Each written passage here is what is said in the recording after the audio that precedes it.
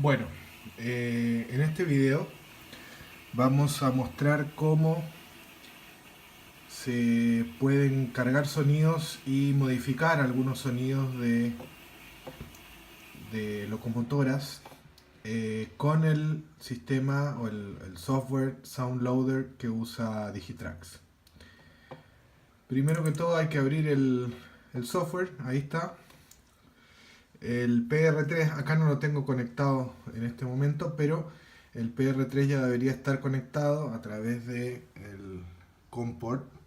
Elegir cuál es la entrada que se va a usar el PR3 y bueno, suponiendo que estuviera conectado y queremos descargar un sonido perdón, no descargar, sino que cargar un sonido en una locomotora específica.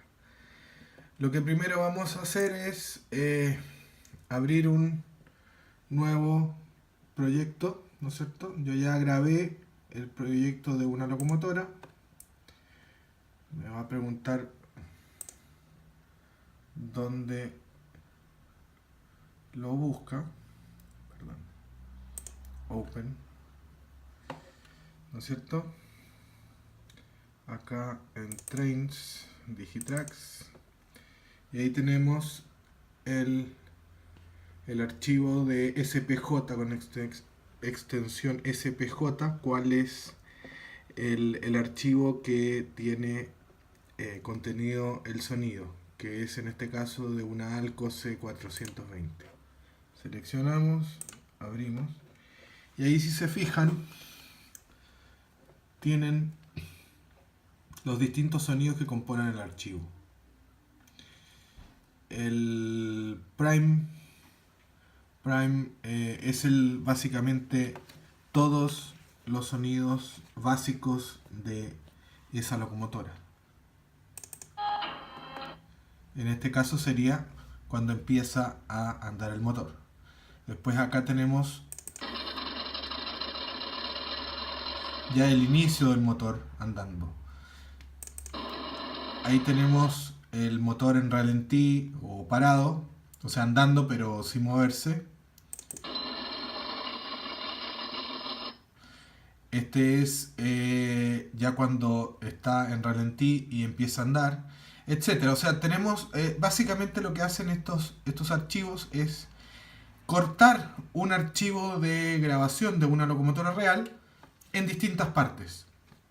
Se corta el inicio, se corta cuando empieza a arrancar la locomotora, se corta cuando está ralentí, cuando acelera, etcétera. Está todo esto cortado en distintos archivos. Por ejemplo, acá tenemos la bocina, el inicio de la bocina. Acá tenemos la bocina ya sonando a full. Y después tenemos la bocina terminando. O tenemos una bocina corta. ¿Ok?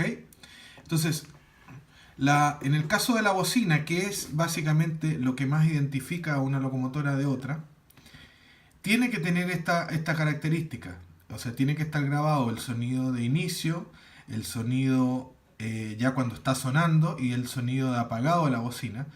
¿Por qué? Porque cuando uno deja el botón apretado de la bocina, tiene que tener estos tres archivos de manera que el decoder sepa que uno lo está manteniendo apretado y quiere que la bocina suene por un rato largo. En el caso de la bocina corta, que es esta de acá, apretamos nomás el botón de la función de sonido y va a sonar la bocina e inmediatamente se va a cortar, por eso que es la bocina corta. Y así todos los otros archivos de sonido. Si nosotros quisiéramos modificar y poner nuestra propia grabación, ¿no es cierto? Lo que tendríamos que tener es un archivo con la bocina al inicio, la bocina sonando y la bocina cuando termina. Y supongamos que tuviéramos ese archivo con esas grabaciones, lo único que tenemos que hacer es apretar acá, en el caso de la bocina empezando, ¿no es cierto? dice assign sound file, o sea, asignar un tipo de sonido, y buscamos ese sonido que lo tengamos grabado en alguna parte, le damos a abrir y listo, y va a quedar grabado ese sonido en esa parte. Lo mismo en la bocina cuando está a máxima fuerza de sonido y la bocina cuando está terminando. Entonces, si tenemos un archivo de sonido, tenemos que cortarlo de una bocina, ¿no es cierto? Tenemos que cortarlo en 3 partes. Y ese archivo, grabarlo acá. En este caso estamos usando archivos de sonido de 16 bits. Pueden ser también de 8 bits. Y tienen que ser, importantes, monofónicos, no estereofónicos. ¿Ok? Y en formato WAV. Por lo tanto, si queremos cambiar la bocina, lo único que tenemos que hacer es cambiar estos 3. Ahora, supongamos que no nos interesa una bocina que se mantenga sonando cuando nosotros apretamos el sonido. Entonces lo único que tenemos que hacer es acá, por ejemplo, acá, y ponemos Remove Association. Acá en la bocina, cuando está terminando, le ponemos Remove Association y solamente dejamos la bocina de inicio. Y ahí es donde cambiamos el sonido de esa bocina. ¿Ok? Entonces, supongamos que tenemos un archivo que no queremos cortar, que tenemos el sonido completo de la bocina, desde el inicio hasta el término, ¿no es cierto? En ese caso, desasignamos estos dos sonidos, que son sonido a full y sonido terminando, y dejamos solamente el sonido de inicio. Y ahí modificamos y buscamos el archivo de sonido que tenemos guardado con la bocina completa. ¿Cuál es el problema de hacerlo así? Básicamente que cuando apretemos el botón de la bocina en el controlador,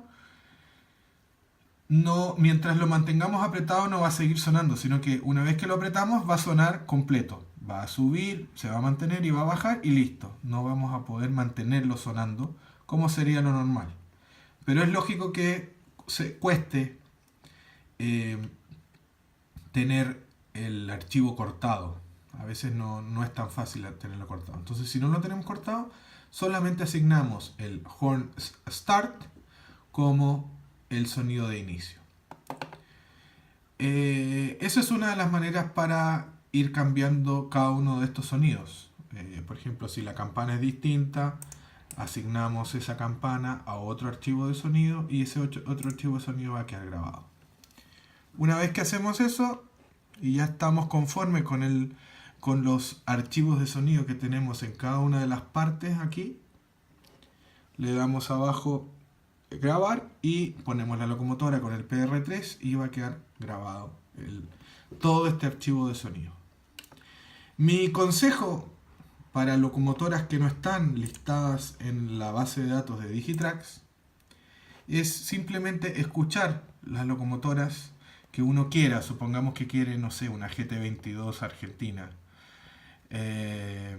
Entonces, la GT22 es una locomotora de General Electric. Entonces tendrían que buscar alguna locomotora que se parezca en el sonido al motor de esa GT22.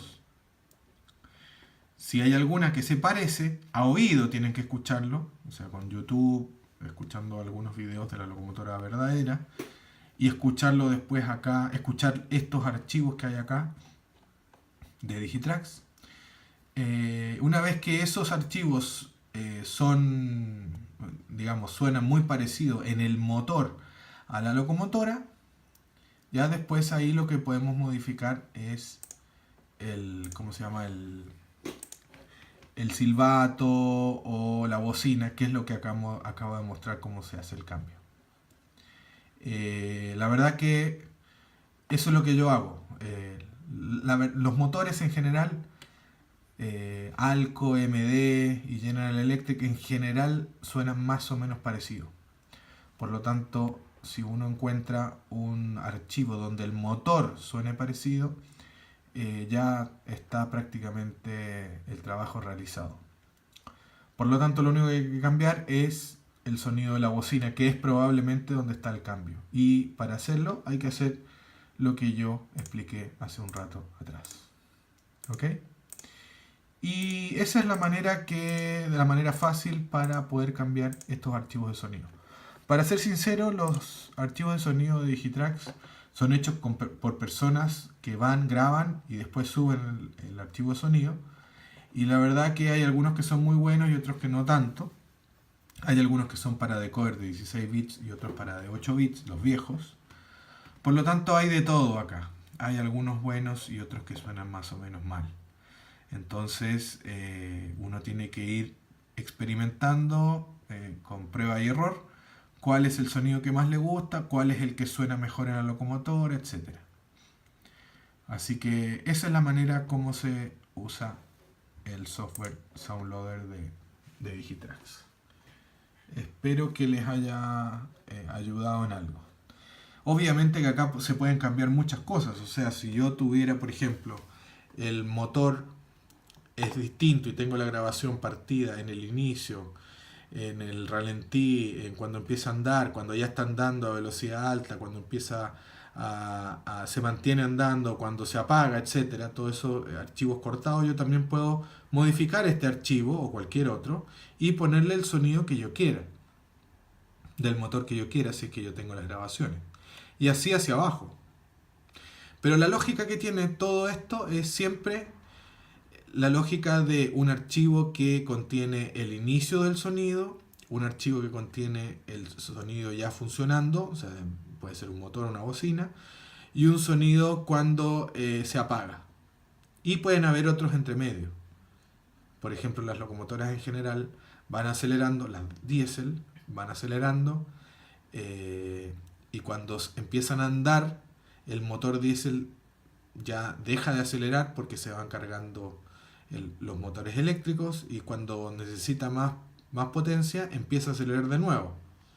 Pero ese es otro sonido. Entonces todo eso tiene que estar cortado en el archivo original para registrar todos esos cambios que se van generando en el sonido del motor o de la bocina, que son básicamente los sonidos más importantes. Lo mismo con los frenos, el inicio del freno, frenando, y el término del freno.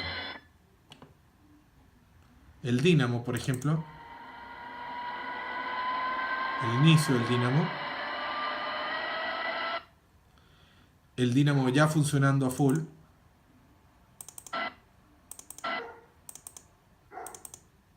y el apagado del dínamo. Generalmente los sonidos cuando son a full, o sea, cuando está funcionando, ya sea el dínamo, los frenos, la bocina o el motor, pueden ser cortos. Y lo que va haciendo el decoder es reproducir cuando la locomotora va andando a cierta velocidad, va reproduciendo y repitiendo ese sonido continuamente. Por eso que en el fondo no es necesario que sea muy largo ese archivo de sonido. Lugares donde se pueden encontrar archivos de sonido hay muchos en internet. Hay que buscar y que en el fondo cumplan con las restricciones del tipo de archivo que necesitan SoundLoader para poder cargarlos. Como término general, si vamos a usar un decoder de 8 bits, usemos sonidos que estén en 8 bits, perdón. Y si son de 16, pues se pueden usar 16 bits de un canal, o sea, monofónicos. Y ojalá lo más chicos posible en formato WAV. Ese es el requisito. Bueno, espero que les haya ayudado en algo este explicativo de cómo cargar sonidos con el sistema SoundLoader de Digitrax.